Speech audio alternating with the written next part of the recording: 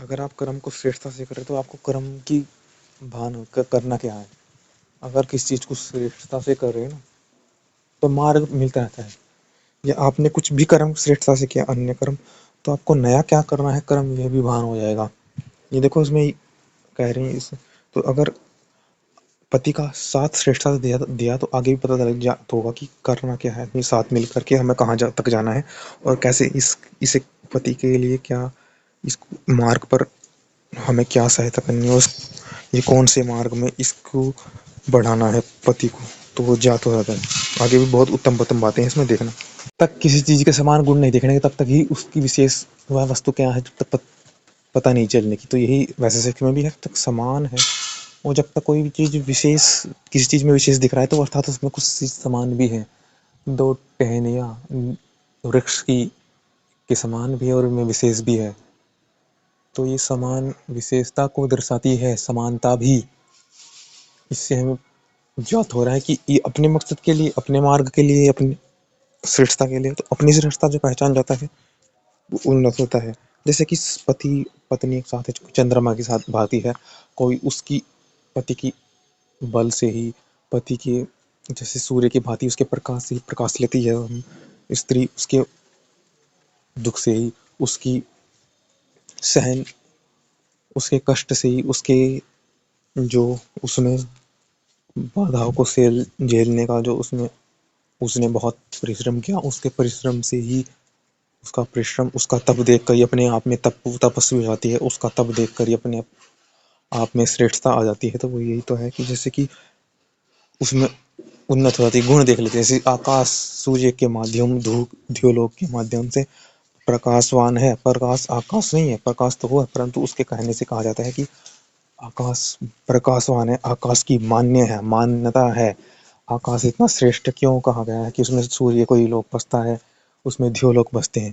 ये आकाश इसलिए ही तो प्रसिद्ध हुआ है कि इसमें इतने कर्म हैं, किस किस गुण क्या हैं, इसके गुण उससे जात हुए, किससे किससे जात हुए, सूर्य से। तो पत्नी के गुण किससे जात होंगे, पति से।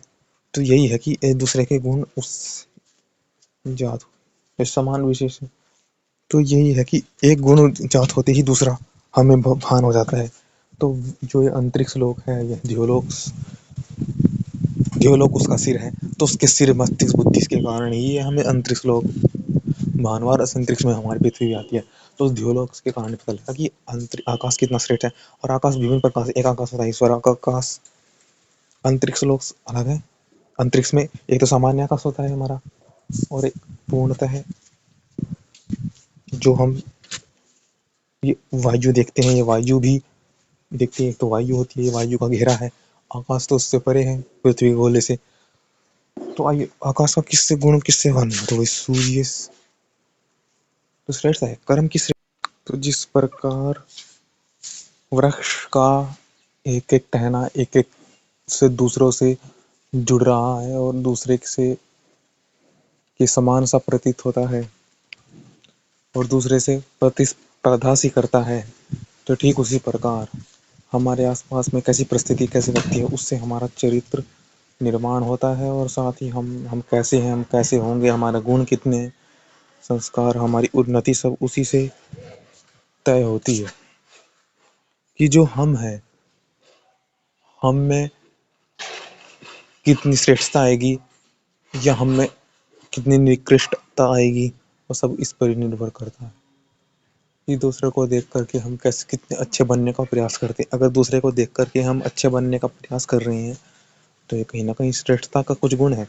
कि हमारे पास कोई अच्छा व्यक्ति है और हम अच्छे बनने का प्रयास भी नहीं कर रहे, तो ये हमारे निष्कृष्ट दिखाता है। और कोई अच्छा है और तो बन रहे हैं, मतलब कोई व्यक्ति अच्छा ना होते हुए भी अच्छा बनता है कि आसपास का माहौल इतना उन्नत नहीं है फिर भी वह करता है। तो ये ऐसे ही तो है कि एक दूसरे की गुण खींचते हैं, एक तरह से आकर्षण बल है यह। जैसे कि हर टहनी एक दूसरे को प्रदर्शित करती है, एक दूसरे से अलग प्रदर्शित करती है, एक दूसरे से विभिन्न प्रतीति मात्र करती है, विभिन्न लगती है हमें, प्रदर्शित होती है। वो यही तो है कि उसके गुण के समान ही प्रतीत होते। समान देखो, कुछ समान और विशेष, कि यहाँ पर क्या समान है और क्या विशेष, यही प्रतीति में हमें ध्यान करना।